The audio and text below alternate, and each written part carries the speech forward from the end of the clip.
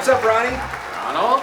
And together, we're the Rons. Remember when you got stuck fleeing your girlfriend's house at some time when you probably weren't supposed to be there, and you ended up getting stuck in the snow in the middle of the night? Yeah, I had this on and off again girlfriend. We were dating for a while. I was probably in my early 20s. Back when you didn't have cell phones, you talked on the landline, and we were on the phone. I was thinking, okay, this relationship is a goner, and I don't know if I can get another one. So what I did was I said, hey, I'm gonna come over. And she was like, reluctantly said, okay. And I drove over during a blizzard. I want to get over there quick. Threw on a coat, had no socks, threw on some loafers, and it just had no gloves, nothing. Jumped in the car. I had four-wheel drive, drove there. Got there just fine. It was a little squirrely. Got there, got the thing patched up, was driving away, got on this 2-lane road, bunch of snow on each side, and my right front tire gets stuck in the snow. No, it was a Jeep actually, a real top-heavy car, went into the ditch and then started leaning over. But I remember, like, if car starts leaning over, you better correct this thing. Threw the door open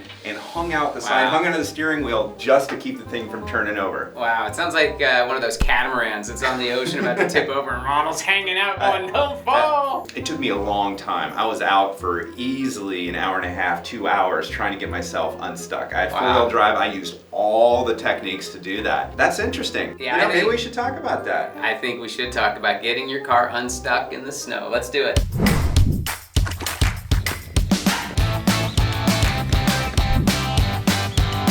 You know, this is a great topic. As Alaskans, we know a lot about it, and that scenario that you just described where you're catamaraning your Jeep out of there, like, how did that end? Yeah, well, fortunately for me, it ended well. It doesn't always end well because you see a lot of cars in the snow turned over, and I've turned one over. You might have to check out that episode. But in this case, I did it right. I got out, but it was brutal. Imagine my feet were practically blue because I didn't have any socks on. I'm in the snow, clearing out snow with my hands, no gloves, and then I back and forth out of the snow. What I ended up having to do is going the path of least resistance.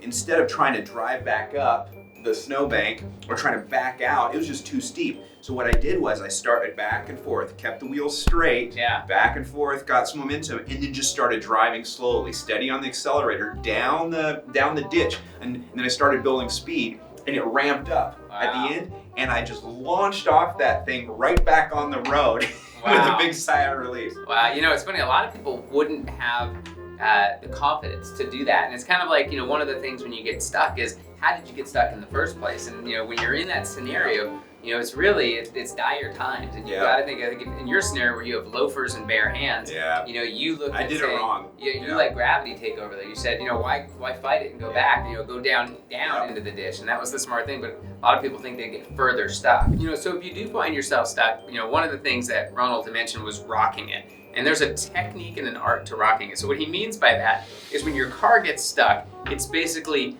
you know, the wheels are lower than the outside wheels. And so what you do is you have to get out of that little berm or out of that little ditch that you're in. And so you start to go forward. You might only go 2 inches. And then as soon as you hit there, you throw it in reverse and you go backwards. And you're trying, it's kind of like that ride at the carnival. You know, the Buccaneer thing where the pirate ship's going up and down. And the faster it goes, the easier it is to go. So that you're trying to rock yourself out of that ditch. And you just make sure you stay on the gas long enough and go back with enough force on it. So really important technique there. Another thing to think about is, like, what's your ground clearance of your car? Because you think it's just your tires, but if your car is low to the ground, you might be just snow plowing the snow. So how much resistance all that heavy snow is on your car. So instead of just moving snow out of the way of your tires, you actually sometimes have to plow snow out. And if you better have a shovel, you better have something with you if you're driving in snow. You could use a piece of old carpet. Yes. You know, you could put a piece of old carpet in the back of your car and throw it under there. Another thing is like you don't have a carpet remnant,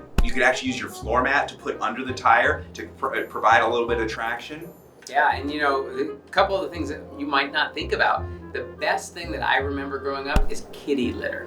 And that sounds crazy because, you know, I didn't even have a cat growing up. But kitty litter, if you think about it, if you have a cat, you know, if the cat goes to the bathroom, it clumps up.